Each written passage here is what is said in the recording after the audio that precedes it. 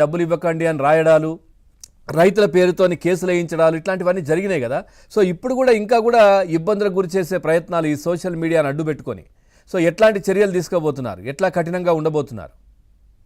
పవన్ గారు, తమరికి ప్యానెల్లో ఉన్నటువంటి అడ్వకేట్ ముప్పాళ్ళ సుబ్బారావు గారికి, ఏబిఎన్ వీక్షకులందరికీ కూడా నమస్కారం అండి. సార్ నమస్తే.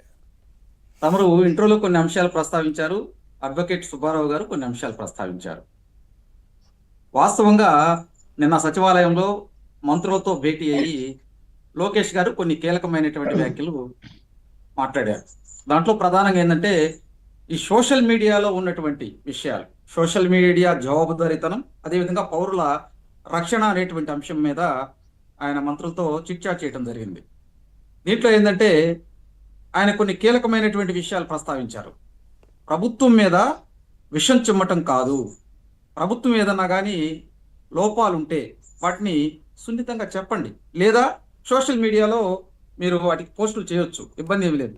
కానీ వాక్ స్వాతంత్రం ఉందని చెప్పి విషం చిమ్మే విధంగా పోస్టులు పెడితే మాత్రం ఉపేక్షించము. సోషల్ మీడియా ఉంది మంచిని తెలుసుకోవటానికి, మంచిని చెప్పటం కోసం, ఏదైనా కానీ ప్రభుత్వ లోపాలుంటే ప్రశ్నించటం కోసం. మీరు అదే పనిగా మీ ఇష్టం వచ్చినట్టు చేస్తే ఊరుకోము అని మాట్లాడుతూ ఫేక్ ప్రచారాలు కావచ్చు, ఫేక్ ఐడియాలతో మరి మొబైల్లో ఉన్నటువంటి వాట్సాప్ గ్రూపుల్లో కావచ్చు, ఫేస్బుక్లో కొన్ని అంశాలు కావచ్చు, ఈ విధంగా ఉన్నది లేనిది లేనిది ఉన్నట్టు ఏ ఆధారిత వీడియోలు షేర్ చేస్తూ ఉన్నారు. ఇటువంటి చేస్తే మేము కఠినంగా నిర్ణయాలు తీసుకోవాల్సి వచ్చింది, కఠినమైనటువంటి శిక్షలు వేయాల్సి వచ్చింది అని చెప్పి ఆయన మాట్లాడటం జరిగింది. ప్రధానంగా ఏంటంటే గత వైకాపా ప్రభుత్వం అధికారంలో ఉన్నప్పుడు వారు సోషల్ మీడియాని స్టేట్ స్పాన్సర్ టెర్రరిజం కింద ఉపయోగించారండి. ఉండేది లేనట్టు, లేనిది ఉన్నట్టు, ఆ రోజు ఉన్నటువంటి ప్రతిపక్ష నాయకుల మీద వ్యక్తిత్వ హననం చేసేటట్టు పోస్టులు పెడతాం. ఆ రోజు ప్రతిపక్ష పార్టీలో, ముఖ్యంగా తెలుగుదేశం పార్టీలో ఉన్నటువంటి మహిళా నాయకురాల మీద వాళ్ళు ఇష్టం వచ్చినట్టు మార్ఫింగ్ చేస్తూ ఫోటోలు పెట్టి వాళ్ళని ఒక విధంగా కంట తడి పెట్టేటట్టు చేశారు. మీరు అందరూ చూసే ఉంటారు. మరి ఈరోజు మా పార్టీలో ఉన్నటువంటి క్రియాశీలకమైనటువంటి మహిళా నాయకులు పంగలపూడి అనిత గారు, ఆమె మీద దురుద్దేశపూర్వకంగా ఆమె ఫోటోలు మార్ఫింగ్ చేస్తూ పోస్టులు పెట్టడం మనం చూసాం. వర్రా రవీంద్రారెడ్డి అనే అతను ఏ విధంగా పోస్టులు పెట్టాడో కూడా అనిత గారే ఒకరోజు ప్రెస్ మీట్ పెట్టి మాట్లాడటం జరిగింది. దాని తర్వాత పంచుమర్తి అనురాధ గారు, ఆమెని వ్యక్తిత్వం చేస్తూ పోస్టులు పెడితే ఆమె కూడా మీడియా ముందులకు వచ్చి చంద్రబాబు నాయుడు గారి దగ్గరికి వచ్చి కన్నీటి పర్వంతం అయిపోయారు. ఆ రోజు చంద్రబాబు నాయుడు గారు, లేదమ్మా బాధపడవద్దు, ఖచ్చితంగా మన ప్రభుత్వం వచ్చింది, చర్యలు తీసుకుందామని చెబుతూనే ఆ రోజు ఉన్నటువంటి ప్రభుత్వాన్ని హెచ్చరించారండి. నాకు బాగా గుర్తు, గుంటూరు పార్టీ ఆఫీస్లో పంచుమర్తి అనురాధ గారు చంద్రబాబు నాయుడు గారి దగ్గరికి వచ్చి, అన్నా నా మీద ఈ విధంగా పోస్టులు పెట్టారని చెప్పి కంటతడి పెట్టుకున్నప్పుడు ఆ ముందున్నటువంటి మా అందరం కూడా బాధపడ్డాం. గత వైకాపా ప్రభుత్వంలో తల్లి చెల్లి ఎవరు లేరండి, వాళ్ళకి ఆ హ్యుమానిటీ లేకుండా షర్మిల గారి పైన కామెంట్ చేస్తేనే రియాక్షన్ లేదు. అదేనండి రియాక్షన్ కాదండి, ఇక్కడ ఇంకోటి గమనించాలి. మీరు పోస్టులు పెట్టండి, మీ వెనకాల నేను ఉన్నాను, నన్ను అరెస్ట్ చేయాలని చెప్పి జగన్మోహన్ రెడ్డి చేసిన వ్యాఖ్యలు చూస్తూ ఉంటే అరే ఏంద్రా ఈ విధంగా ప్రతిపక్ష నాయకుడైనటువంటి జగన్మోహన్ రెడ్డి ఈ విధంగా మాట్లాడుతున్నారని జనం ఉమ్మేశారండి. అప్పుడు క్లియర్ గా అదుపులోకి తీసుకున్నప్పుడు చెప్పారు కదా సార్, ఎవరి దగ్గర నుంచి ఆ నోట్స్ వస్తాయి, ఎవరి దగ్గర నుంచి బ్రీఫ్ చేస్తారు, ఆ తర్వాత ఎక్కడి నుంచి మేము పెడతామనేది వర్రా రవీంద్రారెడ్డి వీళ్ళని అరెస్ట్ చేసినప్పుడు క్లియర్ గా చెప్పారు కదా. మన అవినాష్ రెడ్డి దగ్గర నుంచి వస్తుంటాయి ఇవన్నీ కూడా మాకు అన్నట్టుగా క్లియర్ గా అప్పుడు వార్తలు వచ్చాయి కదా. వైకాపా పార్టీలో ఒక ఫ్యాక్టరీ ఉండిద్దండి, ఫేక్ ఈ వీడియోలను తయారు చేసి మాకు పెడతా ఉంటారు, దాని ప్రకారమే మేము పెడతామని చెప్పి వాళ్ళు షార్ట్ షీట్ లో మెన్షన్ చేయడం జరిగింది. పోలీసులు చెప్పారు. నేనేమంటానంటే ఒక నాయకుడిని బట్టి ఆ పార్టీ ఉండిద్దండి. ఇందాక మీరు చెప్పుకుంటా వచ్చారు ఇంట్రోలో, వైకాపా పార్టీ యొక్క సిద్ధాంతాలు వేరుగా ఉంటాయి, వైకాపా పార్టీలో ఉన్నటువంటి ప్రధాన నాయకుడి యొక్క విధానం వేరుగా ఉంది, కాబట్టి ఆ కార్యకర్తలు ఆ విధంగానే ఉంటారు. కానీ ఇటువంటి చేస్తే మేము ఊరుకోము అని చెప్పి ఐటీ యాక్టులు కావచ్చు, బిఎన్ఎస్ యాక్టులు కావచ్చు, వీటిలో ఉండేటువంటి చట్టాలు ఖచ్చితంగా పనిచేస్తాయి. ఇక్కడ గమనించాలి, గతంలో సోషల్ మీడియాలో అరెస్టులు జరిగితే అక్రమర్స్టులని గగ్గోలు పెట్టారు. వాస్తవంగా జగన్మోహన్ రెడ్డి, వైకాపా పార్టీలో ఉండేటువంటి నేతలు ఆ పోస్టులు చూసి ఇవి వాళ్ళ కుటుంబ సభ్యుల మీద పెడితే ఏ విధంగా ఉంటాయో ఒప్పుకుంటే ఎస్ అక్రమర్స్టులను ఒప్పుకోవచ్చండి. కానీ జగన్మోహన్ రెడ్డి బయటకు వచ్చేసేసి ఆ రోజు మాట్లాడిన తీరు చూసినప్పుడు కూడా రాష్ట్రంలో ఉన్నటువంటి మేధావులు కావచ్చు, ప్రజలు కావచ్చు, సామాన్యులు కావచ్చు, ఏంద్రా ఈయనకి ఏమైనా చిప్పేమైనా దొబ్బిందా ఈ విధంగా మాట్లాడుతున్నారని చెప్పి ప్రజలే అన్నారండి.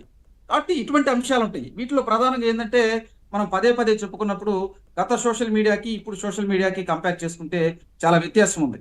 ప్రధానంగా ఏంటంటే తెలుగుదేశం పార్టీలో సోషల్ మీడియా ఒక పటిష్టమైనటువంటి విభాగం ఉండిద్దండి. దాంట్లో కూడా ఏంటంటే రాజకీయ విమర్శలు మాత్రమే చేస్తారు.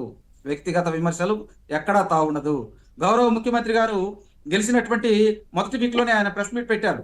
సోషల్ మీడియాని మంచికి ఉపయోగించుకుందాం.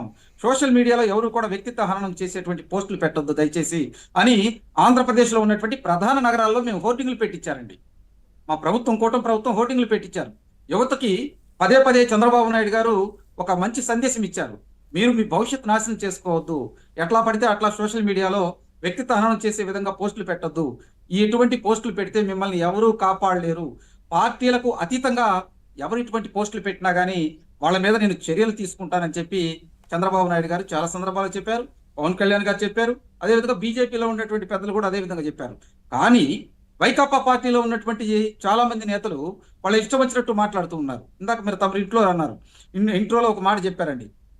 జగన్మోహన్ రెడ్డి గారు జైళ్లలో ఉన్నటువంటి వాళ్ళ నాయకులను పరామర్శించడానికి వెళ్ళినప్పుడు విజయవాడ, అక్కడ బయటుండి పోలీసులను బట్టలు తీసి కొడతాను అన్నప్పుడు అక్కడ ఉన్నటువంటి మహిళా పోలీసులు ఆవేదన వ్యక్తం చేశారండి.